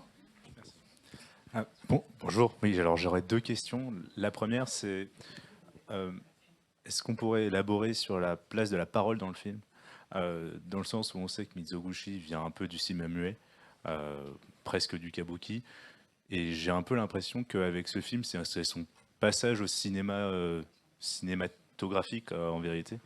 Et donc j'aurais aimé vous poser cette question-là. Ça, c'est ma première question. Ma deuxième question, c'était pour revenir sur la question précédente. Je me demande si c'est pas un peu supprimer le débat et s'interdire la réflexion que de se demander sur un film de 1954 par un réalisateur japonais s'il est sexiste sur une adaptation d'une œuvre du XIe siècle. Tout à fait, la question, on ne l'est pas comprise comme ça. Alors. Je sais pas, moi, pour vous répondre, honnêtement, moi, ce que je trouve, ce qui m'intéresse, c'est, enfin, je trouve qu'il n'est pas sexiste, ça c'est sûr. Je trouve qu'il est incroyablement libre. Et quand on est libre et qu'on a un grand cinéaste ou un grand artiste, on va sur des choses subversives et on élabore des interrogations très très particulières. Donc moi je ne pense pas le côté sexiste. Mais après chacun son interprétation. Moi je le vois pas du tout. Et l'autre question c'était déjà. Sur l'histoire, c'est ça? Oui, sur l'histoire. Oui, sur la parole, sur le dialogue, sur la parole. Alors moi, j'ai vu un ou deux, je sais pas si vous, un ou deux muets de Mizoguchi. Il y en a un ou deux qui traînent, on va dire. Oui, Ouais. faisait, comme vous disiez, Ouais. comme je disais tout à l'heure, il était un des premiers grands réalisateurs après l'arrivée du cinéma pur dans les années 20. Donc au départ, bien sûr, il faisait des films muets, comme tout le monde, et avec le bonimenteur qui faisait le commentait dialogue de film. son film, en fait. Voilà. Donc à l'époque, on ne peut pas vraiment dire que les réalisateurs étaient des vrais auteurs, puisqu'ils étaient contraints de suivre le rythme du bonimenteur. Donc le bonimenteur, parfois, intervenait sur la scène de tournage pour dire au réalisateur, là, mets-moi une image plus longue parce qu'il faut que je parle plus. Donc il y avait quand même une contrainte qui a duré jusqu'au milieu des années 30. Et c'est vrai que le cinéma muet et notamment les plans séquences ont beaucoup perduré parce qu'il y a eu l'influence de ces bonimenteurs. Donc il y a une période intéressante, quand on aime bien regarder le cinéma japonais, dans ces débuts des années 30, où vous voyez des films parlants qui ont l'air de films muets, quelque part, qui sont un peu bancals. Et alors c'était pas du tout que les réalisateurs voulaient donner un style muet, simplement qu'ils n'étaient pas encore habitués aux nouvelles possibilités du cinéma parlant, si vous voulez. Et ça a perduré chez Ozu, chez beaucoup de monde. Mais là, c'est un film quand même de 54, donc le parlant est définitivement Largement, installé oui. depuis déjà 20 ans. Mais on retrouve la même sens du romanesque. Ouais. Donc moi, ma question, elle porte sur la bande sonore, la bande son. D'une manière générale, je suis assez touché par tous les motifs musicaux, mais c'est souvent vrai de cette période pour les films au Japon. Mais dans ce film, ce qui m'a particulièrement frappé, c'est qu'il y a une alternance de musique qu'on pourrait vraiment, qui semble vraiment de la musique traditionnelle japonaise, sans aucune corde. Et puis, par moments, reviennent les cordes. Alors ça, peut-être parce que je suis un auditeur occidental, mais on est tout à fait pris à ce moment-là par une émotion. C'est souvent le cas des bandes-sons de toute cette époque-là, parce qu'il y avait des musiciens quand même très remarquables. Mais je me demandais s'il y avait quelque chose qui était... Certainement, il y a quelque chose qui est pensé chez Mizoguchi, parce que c'est à la fois très... J'ai envie de dire, c'est pas japonais, c'est universel, mais il arrive à nous toucher d'une manière absolument surprenante, et avec des moyens qui ne sont pas uniquement japonais, pour le coup. On a vraiment l'impression que ce style de musique vient aussi... s'est engouffré dans le cinéma japonais à cette période-là, peut-être, ou peut-être déjà avant. Bah, c'est une question. Là, le musicien est assez célèbre. Il a fait beaucoup de films de Kurosawa aussi. Et c'est vrai que dans les films historiques, pas seulement pour ces deux réalisateurs-là, mais quand il y a des moments dramatiques intenses ou des moments parfois de désespoir total, un peu comme la mère qui cherche ses enfants, on fait appel à des instruments traditionnels japonais qui passent bien pour ce genre de thématique en fait. Et vous avez souvent des cris stridents de flûte ou un tambour insistant. Et ça, là, du coup, la musique traditionnelle japonaise reprend ses droits, si vous voulez, parce qu'elle est plus à même d'exprimer ses sentiments de ces personnages historiques, en fait, quelque part. Oui. Dans Kurosawa, on le trouve aussi. Alors, on prend encore 2 questions. Alors, je fais rapide, mais peut-être pour argumenter dans le sens des interprétations qu'on peut donner. Moi, j'ai plus senti le personnage mu par le respect, enfin la volonté d'accomplir l'injonction ou le conseil paternel, et moins par cette recherche de mère qui arrive à la fin, qui m'a ému, mais qui était pour moi un peu le... Voilà, enfin, j'ai vraiment senti par ça, par ce respect, cet engagement qu'il avait pris de... Et avec en écho, parce qu'à un moment, je me suis demandé, et ça reste une interrogation, on voit le fils de l'intendant, un peu, puis après on le fera partir. Et je me suis dit, c'est comme s'il avait justement, lui, pas envie d'appliquer l'injonction paternelle qui n'allait pas dans son sens. Voilà, donc je rajouterais un peu ce respect de la parole du père, peut-être, par rapport à la mère, enfin, je ne sais pas, hein. C'est une interrogation. Oui, non, mais je pense qu'il y a ça, et avec... mais là où c'est bien, enfin moi je trouve que là où c'est intéressant, c'est qu'il expérimente cette parole. C'est-à-dire qu'il y a la jonction qui donne le point de départ. Ensuite, il passe par autre chose, c'est-à-dire une épreuve très violente, où il devient lui-même très violent, où il devient, on va dire, épouvantable. Et tout à coup, cette parole se revient. Et c'est vraiment l'expérience. Et c'est vraiment ce que dit Mizoguchi. Pour moi, en tout cas, c'est que ce sont les épreuves, on les passe, et ça transforme forcément. Et que le point de départ, qui est effectivement un dialogue, qui est théorique, devient tout à coup quelque chose de vraiment expérimenté, qui passe à travers vous de manière très très puissante. Et forcément, vous allez en ressortir soit un monstre, soit un génie, on va dire. En tout cas, un homme, ça c'est sûr. Et moi, je le vois comme ça. Après, c'est des interprétations comme ça, mais c'est bien, c'est intéressant pour ça, pour tout ça. Oui, absolument. Et le fils disparaît, et c'est une ellipse hyper intéressante parce que il a fait son office et lui-même a d'autres choses à vivre, et c'est ça aussi qui est un grand cinéaste. On est justement le contraire de la fiction télé qui est très respectable mais qui n'est pas ce domaine. C'est-à-dire que vous n'êtes en rien contraint à fermer vos intrigues et vos trames. Vous les laissez vivre, elles vont partir, et déjà, vous voyez, vous réfléchissez dessus, donc ça veut dire qu'il a réussi.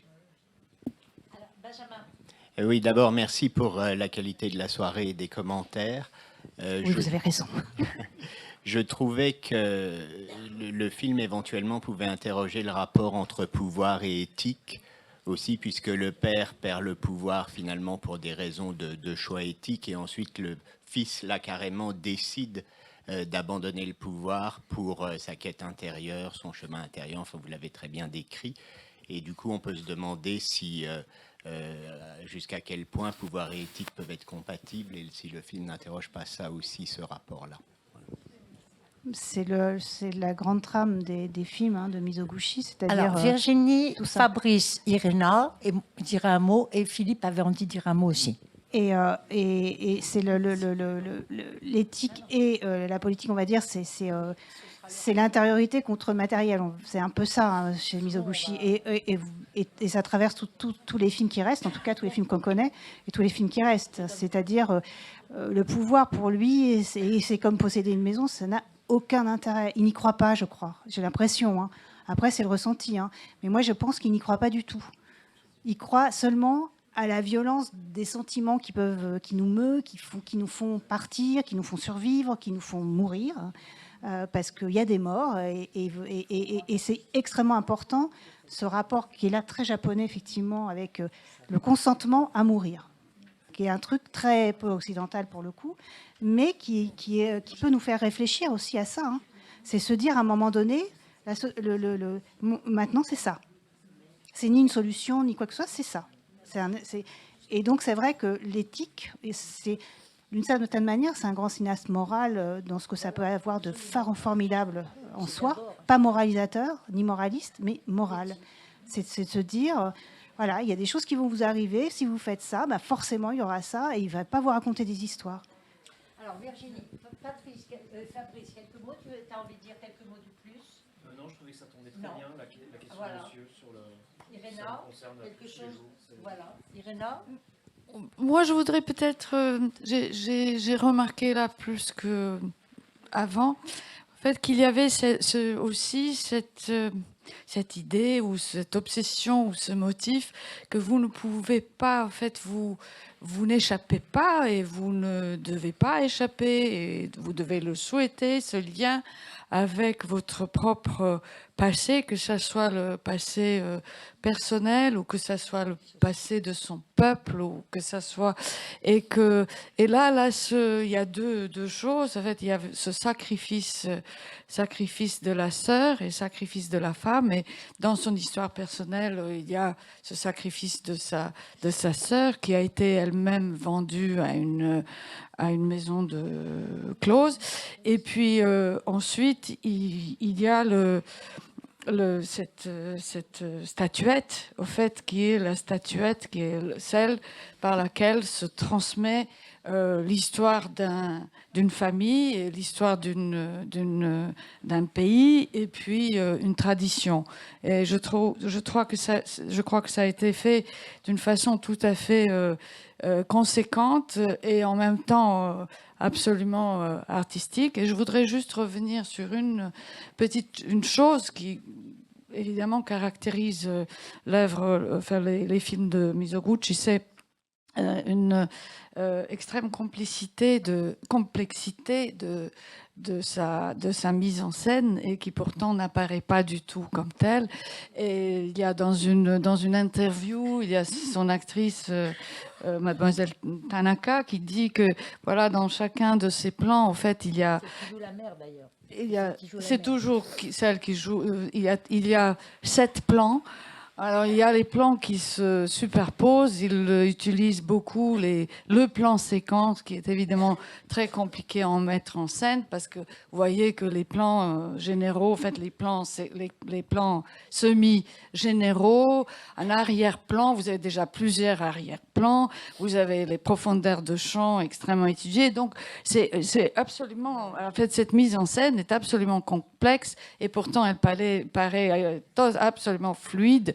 Et ce film est rythmé d'une manière merveilleuse. En dehors de ça, il y a cette qualité visuelle. Il a fait des études de peinture. C'est aussi un cinéaste peintre. Et donc, merci pour la question sur le son, parce que ça, c'est quelque chose qu'on devrait étudier, parce que le son et la parole, parce que c'est vraiment un cinéaste peintre avant tout. Voilà, je crois. Parce que même Kitano, il a des peintures dans tous ses films. Alors, Philippe, tu voulais dire quelques mots, et moi je vous dirai quelques mots pour conclure aussi ici, mais on se retrouve évidemment dehors. Oui. Bon, c'est un film très complexe, même si effectivement il y a la grande simplicité du résultat dont tu viens de parler. Peut-être quelques nuances, parce que 11e siècle, enfin, il faut pas que nos jeunes téléspectateurs pensent qu'il a la manie de traiter du Moyen-Âge. Il y a quand même une explication assez simple, c'est qu'il est très difficile au Japon de critiquer la société du moment et le pouvoir du moment. Et donc, il y a quand même... Ne vous y trompez pas. Il parle du Moyen-Âge parce qu'il ne peut pas donner son shoot en pleine face de la société du moment et du pouvoir dans lequel il vit. C'est pourquoi je minimiserai la référence par Plaire aux Américains et Second, à mon avis, par rapport à ça. Il y a une kyrielle de films placés délibérément au Moyen-Âge parce qu'il n'a pas pu exprimer sa critique sociale et politique aussi frontalement. Alors, à la fin, est-ce qu'il y parvient? Peut-être dans le tout dernier, La rue de la honte. Dans La rue de la honte, là, ça devient contemporain. D'ailleurs, Doucher... Ah oui, La rue de la honte, comme critique, c'est quand même assez... C'est pas mal. Et là, ah oui, mais, oui, même, mais là, mais même tous les films sur le quartier d'où il venait, oui. Tous les films modernes, enfin dits modernes, sur le quartier d'où il vient, toutes les ruelles où se passent des choses terribles pour les femmes, enfin ça c'est terrifiant de se dire que le Japon était comme ça en 1950. Et c'est du temps présent. Oui, avec des jeunes femmes qu'on vend comme ça, voilà. qui doivent s'y mettre, on va dire. Enfin, donc il traite du Moyen-Âge pour ne pas attaquer frontalement la société du moment, et à la fin de sa vie, il y aurait passé, je pense. Et La rue de la honte est de ce point de vue-là exceptionnel, puisque c'est dans le moment présent une critique féroce de ce qui se passe dans son pays. Donc nuance sur... Ne vous trompez pas sur le Moyen-Âge, hein, ce n'est pas le sujet. C'est un ajout, en fait. Politique, vous avez dit... Alors, je pense que je suis assez d'accord avec le monsieur qui est intervenu derrière, et avec Virginie là-dessus aussi. Il y a une conception du pouvoir. Mais alors, on le voit dans le film. Mizoguchi place toutes les hypothèses dans ses films sur l'exercice de la liberté. Et je vous rappelle que dans ce film, il y a le moine qui dit « Bouddha, qu'est-ce que vous pouvez faire de mieux que... » C'est typiquement en écho avec un problème occidental bien connu. Est-ce qu'il faut d'abord changer l'homme pour pouvoir changer la société? Ou est-ce qu'il faut changer l'institution pour changer la société? Donc il y a deux hypothèses dans notre tradition. L'hypothèse, ne rendez pas à César ce qu'il y a à César, il y a deux mondes. Donc ce que vous pouvez faire de mieux, c'est éduquer l'homme. Mais ne vous mêlez pas du pouvoir politique. Hypothèse dans l'autre sens, au contraire, prenez le pouvoir politique. Et il nous propose une solution médiane. Je ne prends le pouvoir ne m'intéresse pas, comme a dit Virginie. Quand je peux l'exercer pour faire quelque chose de sérieux et d'important, je le prends, mais après je passe à autre chose.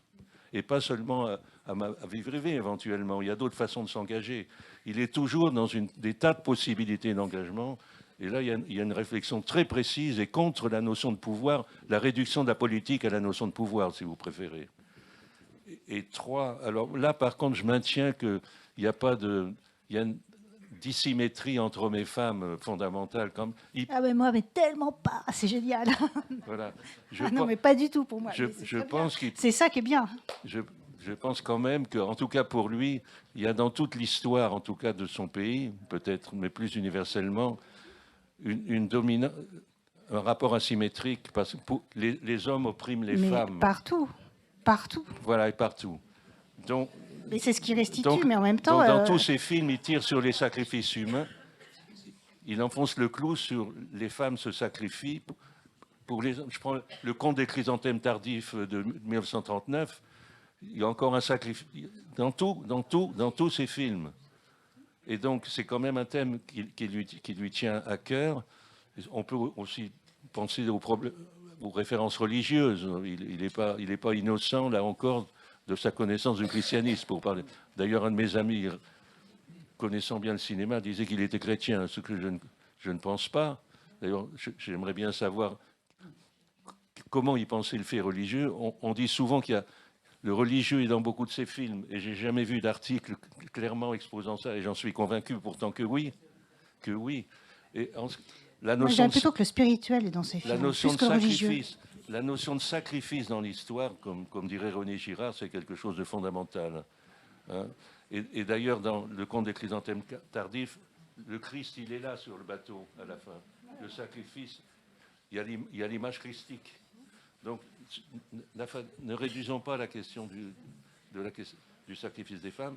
Et alors, peut-être pour enfoncer mon argument, quand on voit Kaneto Shindo, les 2h30 d'enquête, il est typique que ces hommes, que ces acteurs se plaignent de Mizoguchi, de la dictature qu'il exerçait sur eux, il leur a fait mal, et que ces femmes, au contraire, et dont Tanaka en tête, l'ont bien compris et l'ont admiré, alors qu'elles subissaient aussi les mêmes contraintes pour la perfection. Et son exigence de perfection, elle est plus poussée en direction de ses actrices qu'en direction de ses acteurs. Voilà, je me permets de rajouter ça.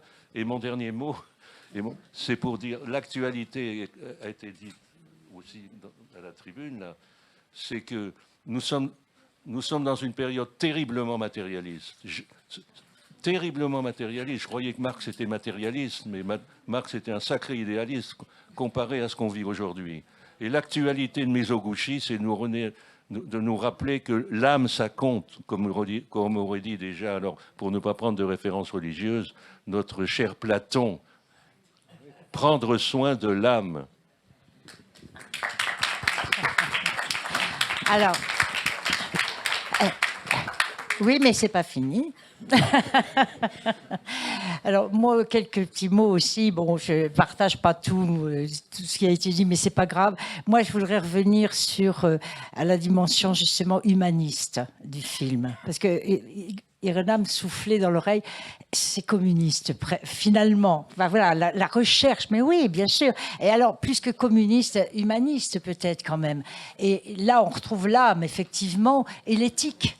L'éthique dont parle Benjamin, ce qui domine le film, en fait, on pourrait dire, s'il n'y a pas les bons et les méchants comme dans les films américains, mais quand même, c'est quand même un peu ça. Il y a les très méchants et dominateurs et qui utilisent mal leur pouvoir, et puis il y a ceux qui se font exploiter, dominer, mais parmi ceux-là, certains qui sont mus justement par des valeurs qui lui ont été inculquées par d'autres hommes de pouvoir et qui avaient le pouvoir pour faire le bien. Quand même. Donc, moi, je crois que c'est ça aussi qu'on a vu dans ce film. Et alors, je dirais pas, moi, que il est rattrapé par cette valeur-là, ce jeune, mais grâce quand même à la sœur, qui, elle, ne l'a jamais perdu. Lui, il a failli être perdu hein, dans son cheminement de souffrance et de douleur. Et il était prêt à abandonner, à lâcher prise. Et il est rattrapé par la sœur qui le sauve, finalement, et qui se sacrifie pour lui. Alors, c'est pas sexiste du tout, ça. Moi, je crois que dans la culture japonaise, d'ailleurs, c'est très profond. La domination de l'homme, le patriarcat est peut-être plus fort là que dans d'autres sociétés encore. Et c'est encore accentué par la hiérarchie de la société japonaise elle-même, avec l'accord relatif, enfin, ou en tout cas des femmes, de cette situation. Sauf que les femmes, et c'est dit dans le film, et c'est montré dans tous les films de Mizoguchi, elles ont une intelligence, vous m'excuserez, je ne vais pas dire supérieure, mais elles ont une compréhension, une intelligence, une force qui les aide non seulement à accepter cette domination tout en la combattant et en travaillant avec les hommes et en les amenant à réfléchir et à agir autrement. Donc la force de la femme, y compris son sacrifice, permet à l'homme de devenir meilleur. Moi, ça c'est très net dans Mizoguchi. Alors moi j'ai adoré Les Amants crucifiés, je le disais à Fabrice ce matin, c'est un film merveilleux, c'est celui-là que j'aurais voulu vous passer, puis après discussion on a choisi L'Intendant Sanjo, et Fabrice me disait encore ce matin, oh, finalement on aurait peut-être dû choisir quand même Les Contes de la Lune Vague. Alors on ne sait pas lequel choisir finalement, tellement tout est beau et tout est fort. Mais celui-ci est sans doute, oui, le plus engagé des films, puisque quand même, ce jeune homme qui va retrouver sa mère, mais qui lâche le pouvoir, parce qu'il sait aussi qu'il ne va pas y arriver à cette période-là de l'histoire du Japon. Hein, il voit bien que même, y compris parmi ceux qui veulent changer, ne pourront pas le faire. Donc, il lâche le pouvoir, puisque ça va ne lui servir à rien, et il retrouve sa mère. Moi, j'ai été un peu surprise d'ailleurs par les retrouvailles, pour dire la vérité. Hein, je pensais qu'elle serait morte. Moi, j'aurais été le cinéaste, j'aurais pas fait vivre jusqu'au bout. mais ouais.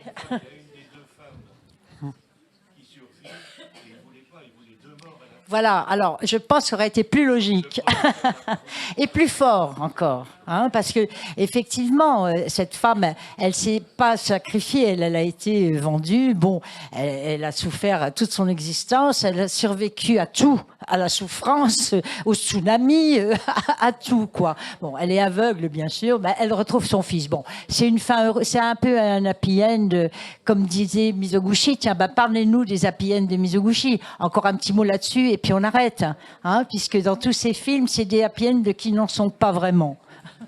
Fabrice, quelques mots là-dessus, ou Virginie? Non? Alors Virginie. On l'a dit tout à l'heure. On l'a dit, on l'a dit, on le redit. Ça se voit dans le film et dans son précédent, c'est-à-dire qu'il y a le cheminement d'une tragédie qui aboutit. Philippe, il faut écouter parce que c'est important les happy end de Mizoguchi. À un nouveau chemin, à une nouvelle vie, quoi. Mais il a fallu en passer par ces tragédies pour se reconstruire. Donc oui, en soi, ça peut être un happy end, mais. Oui, relatif. Si on veut, oui. Voilà, on va mettre la dernière affiche là, si on peut, parce que un tout petit mot encore avant de nous quitter. Bon, en tout cas, je crois qu'on peut s'applaudir les uns les autres pour la soirée. Alors, la prochaine soirée, c'est le 24 mai pour le cinéma. Alors, le 24 mai, c'est une soirée atomique. Alors, c'est une soirée où on va projeter un film sur Marie Curie et on va débattre du rôle du nucléaire dans nos sociétés, nucléaire civil 100 ans, pour la vie et la prospérité. Vous voyez, on prend à contre-courant les idées un peu farfelues qui sont dans les têtes. Et puis, le 9 juin, on aura une rétrospective Douglas Sirk, un autre très grand cinéaste aussi. Et avant, je vous invite mardi prochain, alors on va aller écouter Philippe Herzog. Alors, ça s'appelle « Comment réactiver la pensée politique ?» Moi, je le dirais mardi soir, mais j'aurais préféré « Peut-on encore réactiver la pensée politique ?» Donc, on va débattre de ça avec les jeunes là, de l'École normale supérieure qui sont ici, de la Sorbonne. Merci d'être là. Ils seront là aussi mardi. Si les jeunes de l'UPEC veulent venir, bien sûr, ils seront les bienvenus. Ça se passe au musée de la Poste. Et puis, je vous inviterai également à une autre soirée, le 16 mai, sur, c'est plus sérieux, encore que la réforme du marché de l'électricité, n'est-ce pas? Et voir un petit peu comment on doit réformer ce marché pour pouvoir produire et consommer l'électricité. On en a besoin dans tout, y compris dans les usages maintenant qui s'électrifient et on ne produit pas assez d'électricité. Donc on aura un débat là-dessus, c'est très intéressant, c'est même passionnant, je peux vous le dire, pour m'en occuper depuis maintenant quelques décennies. Alors, j'avais demandé la dernière affiche, c'était un petit appel. Ce cercle cinéphile, il vit grâce à votre présence, bien sûr, mais il a besoin de soutien, y compris d'argent. Moi, j'ai pas peur des mots, donc on a besoin de sous, oui, pour faire vivre ce cercle. Chaque séance, c'est entre 3 et 4 000 euros, il faut les trouver, il y en a 10 minimum par an. Donc vous imaginez, ça voudrait dire, si on voulait le faire qu'avec des abonnements, qu'il faudrait faire au moins 500 abonnements. Vous n'êtes pas 500, vous êtes 30 pour l'instant. Abonnés. Alors, il va falloir faire un petit effort. Pour ceux qui aiment, eh bien, il faut s'abonner. C'est un soutien. Et puis, il faut faire venir du monde pour faire découvrir. Et puis, il faut surtout... On va créer un noyau fidèle, mais là, je crois que c'est gagné. Depuis un an, on réunit entre 120 et 200 personnes à chaque séance. Donc, on est très contents. On va continuer, bien sûr. Mais si on veut continuer... le nerf de la guerre, vous connaissez l'expression, il va falloir quand même trouver un peu les sous quelque part. Et comme les entreprises qui aident, c'est de plus en plus compliqué, on va se débrouiller par nous-mêmes. Et ça nous renvoie à Mizoguchi, qui nous invite à se transcender, n'est-ce pas, pour réussir nos projets. Donc je vous invite à venir boire un petit saké, manger un petit morceau, et je vous dis à très bientôt.